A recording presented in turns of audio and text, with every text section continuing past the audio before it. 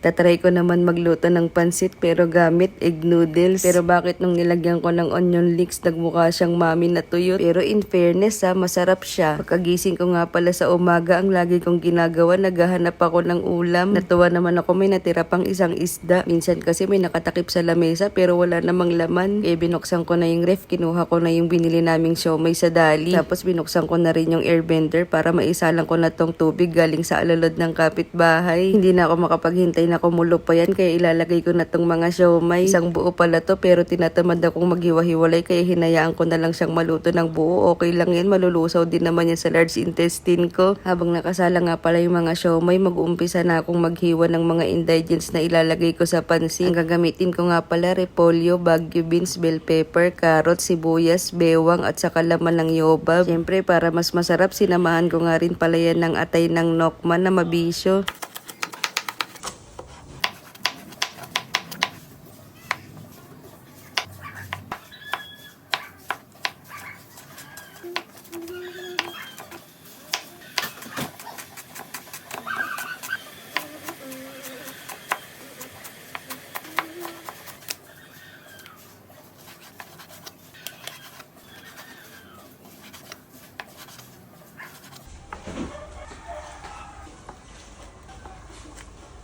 Pagkatapos ng kalahating half hour, tapos na ako maghiwa ng mga ingredients gamit ang pinakamapurol na kutsilyo sa buong mundo. Umpisan ko to sa paggisa ng atay ng nokma na mabisyo gamit ng fully synthetic oil. Gigisa ko lang ng konti yan hanggang sa maging 14K karat gold brown. Alam ko siomay yung sinala ko kanina, pero bakit nagmukhang squid balls to?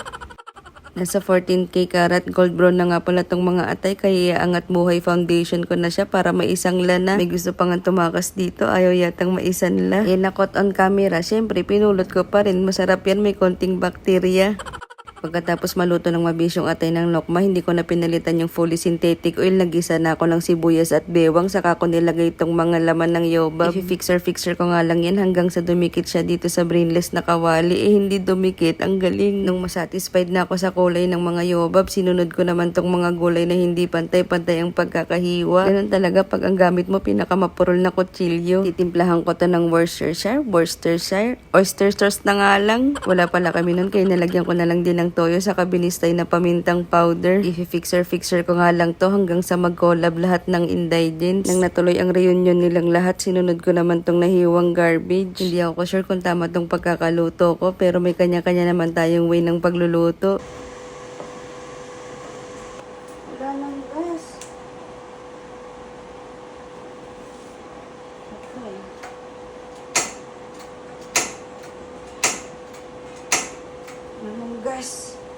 Gas. So magta-transfer na tayo.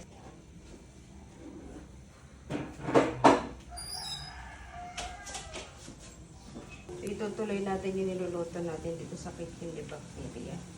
Naubusan na nga kami ng gas sa loob, kaya nilipat ko na yung pagluluto dito sa may kitchen de bacteria. Nilagay ko na nga rin yung mabisyong atay ng manok, saka ko nilagyan ng pinakulo ang mainit na tubig. Pag nagpapakulo nga pala kami, mainit na tubig na agad yung nilalagay namin para mas mabilis kumulo. Gusto ko na kasing matapos tong niluluto ko dahil kumukulam na yung tiyan ko. Ang mga susunod na palabas ay wala ng voice over, wala lang. Gusto ko lang ng ASMR.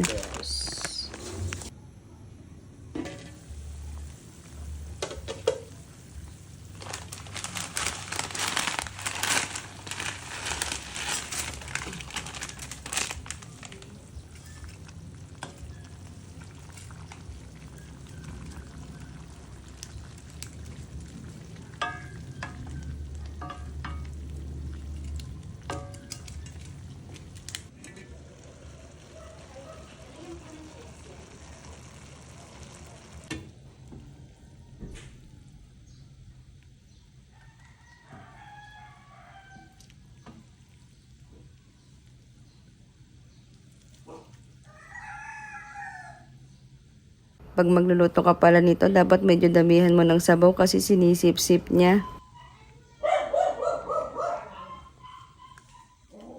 Kain na tayo. Meron tayong chili garlic na ginawa. Kain na kayo. Bakit? So, gagamit tayo ng aqua flask. Kasi tamad kami maghugas ng ano ba yun? Baso. Baso. Kaya nag-aqua plus na lang tayo. Aqua plus. Baka na. Baka naman. Taste. Oh. Masarap sana to, chopsticks, no? Chopsticks. Pero nakaabang. Pray mo. Tingnan tong siomay ng Dali. Na ano pala siya. Buo-buo.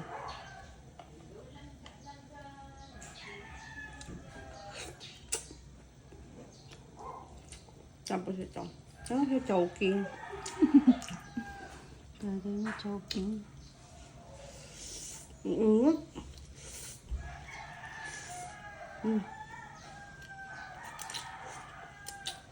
Chopstick.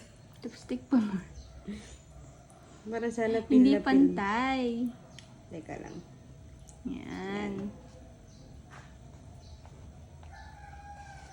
Magpanggap kasi, no?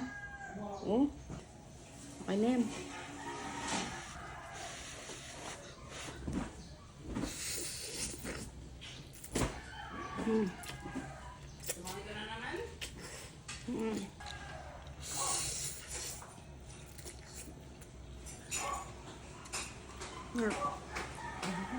Saan na?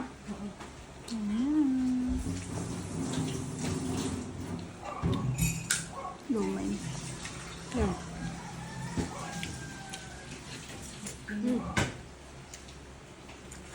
Nangangawit ako.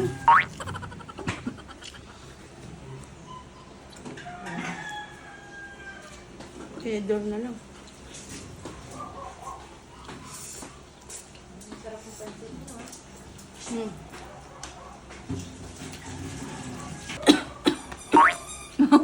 Aqua plus. Acting. Flex mo, flex.